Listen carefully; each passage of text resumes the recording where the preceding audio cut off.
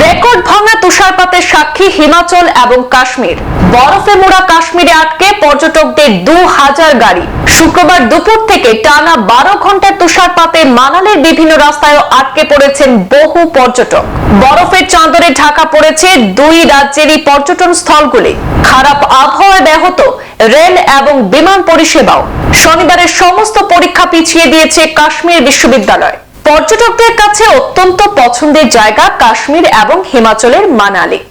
এই সময়টাতে বছর শেষে ছুটি কাটাতে অনেকেই তাদের পরিবার প্রিয়জনদেরকে নিয়ে পাড়ি দেন বরফ উপভোগ করতে।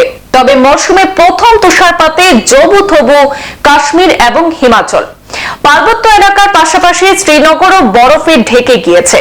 3 ইঞ্চি পুরো বরফ জমেছে শ্রীনগরের রাস্তায়। পাশাপাশি তুষারপাত হয়েছে গান্ডেরওয়াল, অনন্তনাগ, কুলগাঁও, শোপিয়ান এবং পুলওয়ামা জেলাতেও।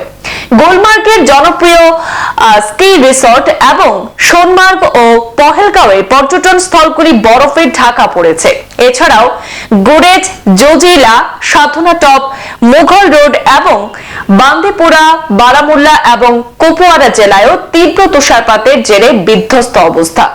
কাশ্মীরের শ্রীনগর লে হাইওয়ে এবং মুঘল রোড বন্ধ হয়ে গিয়েছে তুষারপাতের ফলে। যান চলাচল থমকে রয়েছে শ্রীনগর জম্মু জাতীয় সড়কে। পর্যটকদের প্রায় 2000 গাড়ি সেখানে আটকে পড়েছে বলে খবর। জম্মু কাশ্মীরের মুখ্যমন্ত্রী ওমর আব্দুল্লাহ জানিয়েছেন, ইতিমধ্যেই বরফ সরিয়ে রাস্তা পরিষ্কার করার কাজ শুরু হয়েছে। সোশ্যাল মিডিয়া পোস্টে তিনি লিখেছেন যে জম্মু থেকে শ্রীনগর পর্যন্ত গাড়ি চালিয়ে গিয়েছেন। বানিহাল থেকে শ্রীনগর পর্যন্ত তুষারপাত পেয়েছেন। অবস্থা অত্যন্ত শোচনীয়। তিনি লিখেছেন, আমি জানি প্রায় 2000 গাড়ি আটকে পড়েছে। দক্ষিণ কাশ্মীর প্রশাসনের সঙ্গে যোগাযোগ রাখা হচ্ছে। বরফ সরিয়ে রাস্তা পরিষ্কার করার চেষ্টা হচ্ছে। তবে এখনো বহু রাস্তায় বরফ জমে রয়েছে। বহু গাড়িগুলিকে যেতে দেওয়া হচ্ছে, বাকি গাড়িগুলিকে ধীরে ধীরে এগোনোর বন্দোবস্ত করা হচ্ছে।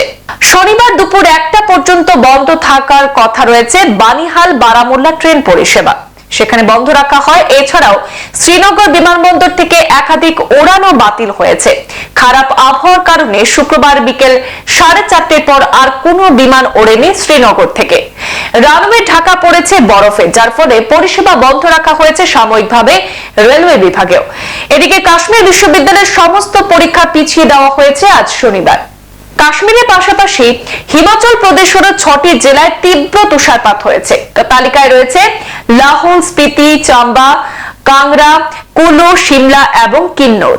শনিবারও সেই এলাকাগুলিতে শৈত্যপ্রবাহ এবং তুষারপাতের জন্য কমলা সতর্কতা জারি করেছে আইএমডি। তুষারপাতের জেরে রাস্তায় যান চলাচল ব্যাহত হওয়ার আশঙ্কা রয়েছে। গাড়ি চালকদের জন্য সতর্কতা জারি করা হচ্ছে প্রশাসনের তরফে।